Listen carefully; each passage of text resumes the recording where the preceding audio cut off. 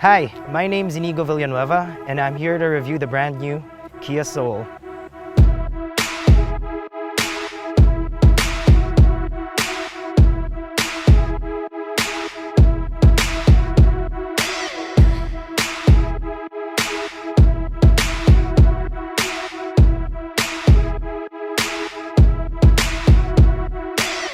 Alright, so here I am, driving the brand new Kia Soul. So, about this car is that it has a DCT, sequential transmission. So what that DCT actually is a dual clutch transmission. So that it means it has two clutches.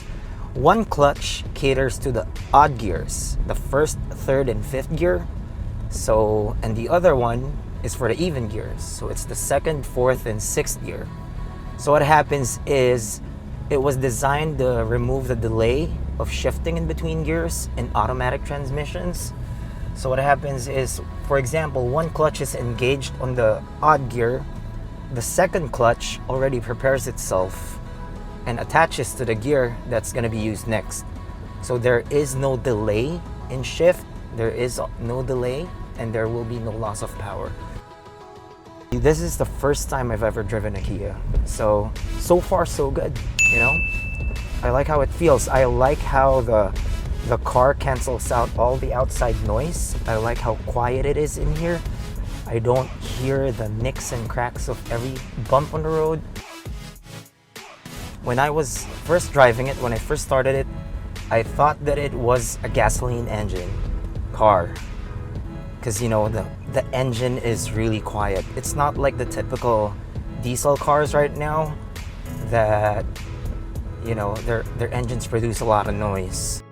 One thing I look at cars before buying or suggesting one for my parents to buy is the air conditioning system. Of course, we all know how hot it is here in the Philippines. And with this one, to be honest with you, I am freezing right now. It's better to have a cold AC than to have a not so cold AC, especially here in the Philippines. So another thing I like about this car, and I'm actually continuing on liking, is that how spacious it is. You know, you really maximize the space of this car. It's a 5-seater car, but I'm sure you could fit 6 people here.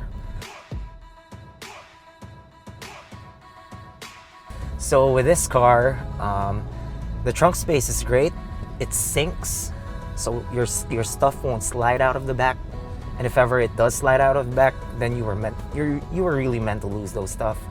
But with this one, if you have groceries, it would fit perfectly. I brought it to Batangas, in Balete, Batangas. It was my niece's birthday. We went there for an overnight stay. We filled it up till the rim, full tank. And we've traveled, you know, to be honest with you, we've traveled around 220 kilometers. I wasn't economically driving. I was actually, you know, really trying to test and feel the car out. And the needle barely moved. We're back here in Quezon City.